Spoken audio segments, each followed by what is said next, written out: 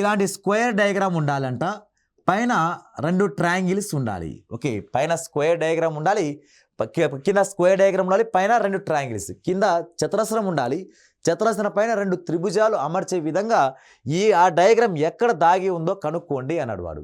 Okay, first of all okay, ఇక్కడ second option చూసుకుంటే ఇక్కడ చతురస్రం ఎక్కడైనా ఉందా అంటే లేదు, ఇది పెంటాగన్, ఇది పంచభుజి, కాబట్టి చతురస్రం డయాగ్రామ్ ఎక్కడా కనబడట్లేదు.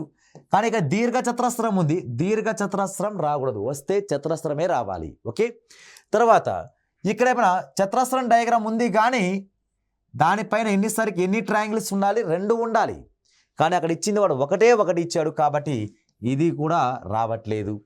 తర్వాత లాస్ట్ ఆప్షన్ తీసుకుంటే ఇక్కడ ఏమైనా చతురస్రం కంటికి కనబడుతుందంటే చతురస్రం ఎక్కడా కంటికి కనబడట్లేదు, చతురస్రం డయాగ్రామే కంటికి కనబడట్లేదంటే ఇంకా దానిపైన రావాలంటే 2 ట్రయాంగిల్స్ రావాలి, 2 త్రిభుజాలు రావాలిగా.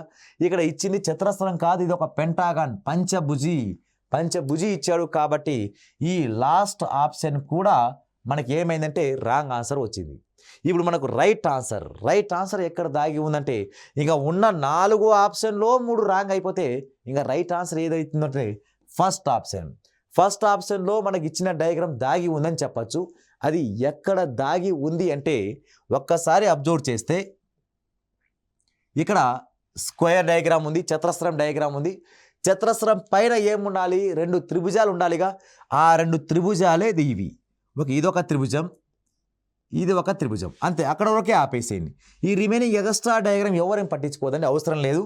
అంటే ఇప్పుడు వాడు ఇచ్చిన డయాగ్రామ్ యాస్టీజ్గా సేమ్ టు సేమ్ డయాగ్రామ్ మనకి ఏ ఆప్షన్లో దాగి ఉందంటే అది ఒక ఫస్ట్ ఆప్షన్లో మాత్రమే మన రైట్ ఆన్సర్ అనేది అవుతుంది.